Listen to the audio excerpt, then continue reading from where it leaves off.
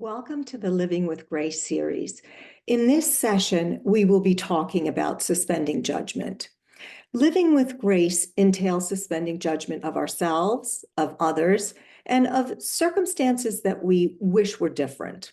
Instead of rushing to label things as good or bad, right or wrong, we can cultivate empathy, recognizing that everyone is on their own unique journey.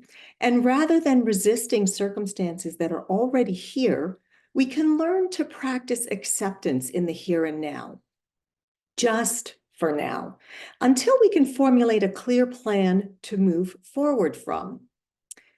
Judgments prevent us from seeing the good that lies beyond appearances. And that was said by Wayne Dyer. So, suspending judgment in the context of living with grace involves adopting a mindset that allows us to navigate life's challenges and interactions with an open, compassionate, and non-judgmental attitude. It is about approaching situations, people, and ourselves with understanding, empathy, and forgiveness rather than harsh criticism or condemnation. So let's look a little more closely at the qualities that are involved in suspending judgment and how it contributes to a graceful way of living. So first, we need to exercise empathy and compassion. Suspending judgment means striving to understand and relate to others' experiences and emotions without immediately jumping to conclusions. It allows us to approach people with compassion, recognizing that everyone has their own struggles, perspectives, and circumstances. This empathetic stance promotes a sense of interconnectedness, and it also reduces conflict. It means an acceptance of imperfection. Living with grace involves recognizing that nobody, including ourselves, is perfect. By suspending judgment, we acknowledge the human capacity for making mistakes, learning, and growing. It allows us to accept imperfections in ourselves and others without harsh self-criticism or condemnation. Another quality in suspending judgment is open-mindedness, right? Suspending judgment really encourages an open-minded approach to life. Instead of making hasty assumptions or forming some rigid opinions, it involves being receptive to new ideas, to diverse viewpoints, and even taking an alternative perspective. This open-mindedness fosters our own personal growth and even enriches our understanding of the world. Suspending judgment also requires mindfulness and presence. To live with grace, it's important to be fully present in the moment. Suspending judgment enables us to let go of preconceived notions and expectations, allowing us to fully experience the here and now as it is. This mindful approach promotes gratitude and a deeper connection to the present moment. There is a non-reactivity that begins to occur when we suspend judgment, as we are less likely to react impulsively to situations or individuals. Instead, we can respond thoughtfully, choosing our actions and words with care. This reduces unnecessary conflict and promotes more harmonious interactions. Suspending judgment also involves the practice of forgiveness, and that includes ourselves. It allows us to let go of grudges and resentments, promoting emotional healing and growth. Forgiveness is really an integral part of living with grace, as it frees us from the burden of carrying past grievances. Suspending judgment extends to ourselves as well, and so having self-compassion is another important quality. Suspending self-judgment means treating ourselves with the same kindness and understanding we offer to others, recognizing that we too are deserving of empathy and forgiveness. So to sum it all up, suspending judgment in the context of living with grace is about approaching life with an open heart and a non-judgmental mindset. It involves empathy, compassion, open-mindedness, mindfulness, non-reactivity, forgiveness, and of course, self-compassion.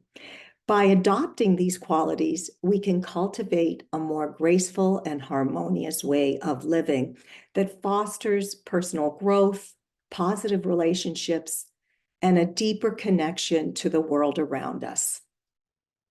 All right. So now we will be moving into a brief meditation. And so just taking a moment to settle into your seat, adjusting your posture as needed, and then closing your eyes or softening your gaze. Uncrossing your arms and legs, and then planting your feet firmly on the ground. And now perhaps using the contact points to ground more fully into the body and into this moment. So just feeling your feet on the floor, your sits bones in the chair that you're sitting in, and then tuning into wherever your hands are resting, whether it's in your lap, on your thighs, or in each other. And just allowing those contact points to bring you fully into your own body and into this moment.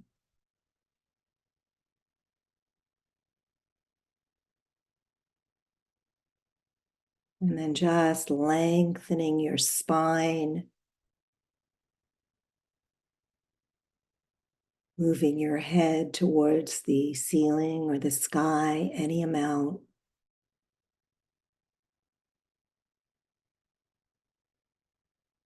And then just feeling the breath sweeping through the body.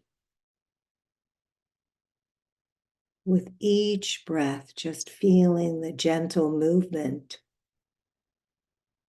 of your body with each inhalation and exhalation.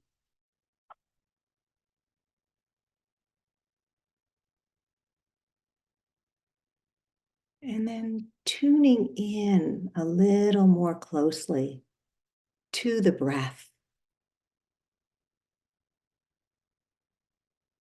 Simply following the rhythm of your own breath cycle. One breath at a time.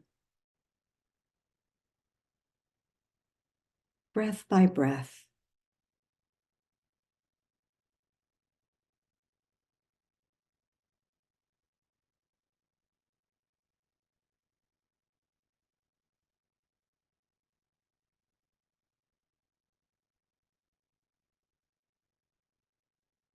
And then as you're ready, taking a moment to think about a recent event where you needlessly rushed to judgment, and your initial reaction or perception later proved to be incorrect. Maybe it was an interaction with a coworker or a spouse, child, or friend in which you made assumptions, perhaps about their intentions.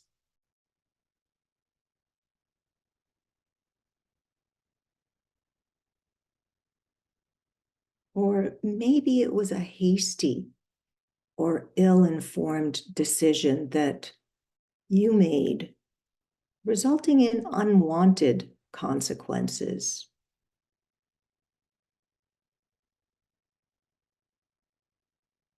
And so maybe a few things have arisen for you, but just choosing one situation and taking care not to choose anything more than a 3 or a 4 on the scale of 1 to 10, 10 being the most difficult.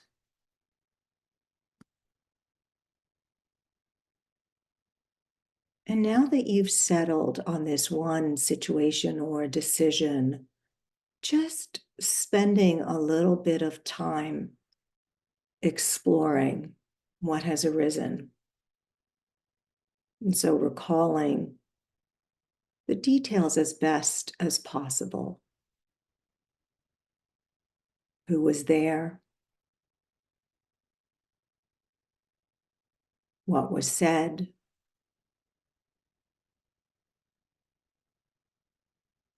What wasn't said?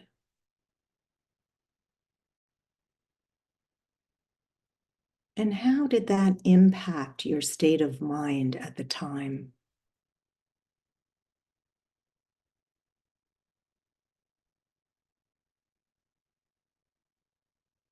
And then later finding out that you were wrong or you made a poor decision.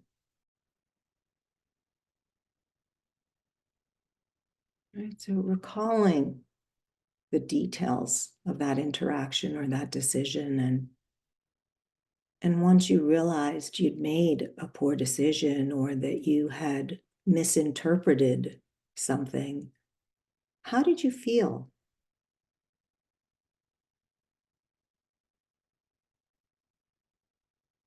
Perhaps it was regret or sadness, or maybe even a bit of shame.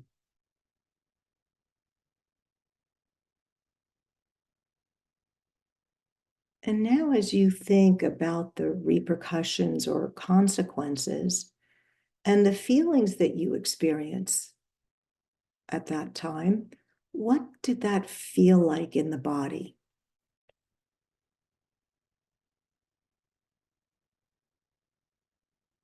And so now, as you relive those feelings in this moment, just noticing the sensations in your body and exploring whether it's tension in the neck and shoulders or a heaviness in your heart, a pit in the stomach, or maybe it's just a general feeling of uneasiness.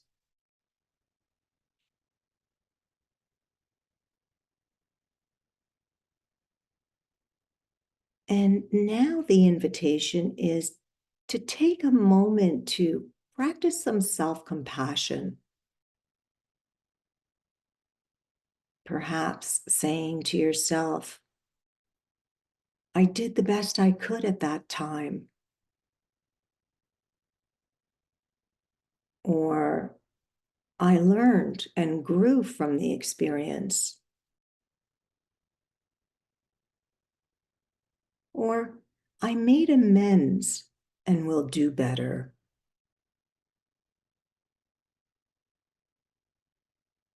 Or as part of being human, I'm not perfect. So just choosing a few self-compassionate words.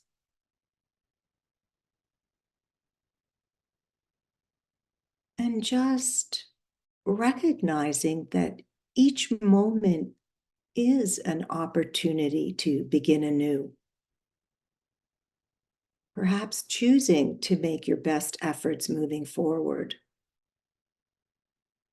Avoiding the rush to judgment and avoiding making reactive decisions or ill-founded assumptions.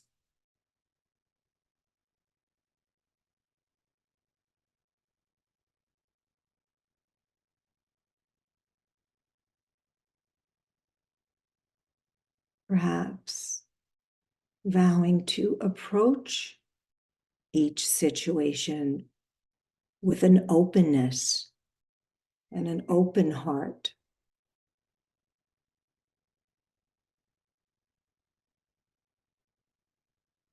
And now releasing the practice, letting it be just as it was, and you to be just as you are in this moment.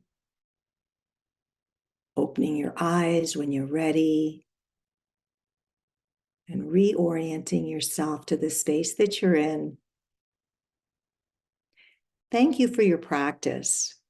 So I invite you to continue exploring what it means to suspend judgment and live with grace. And please know that when we suspend judgment of ourselves and others, we are silently acknowledging our common humanity and interconnectedness while creating harmony and grace in any given moment. Be well and take good care.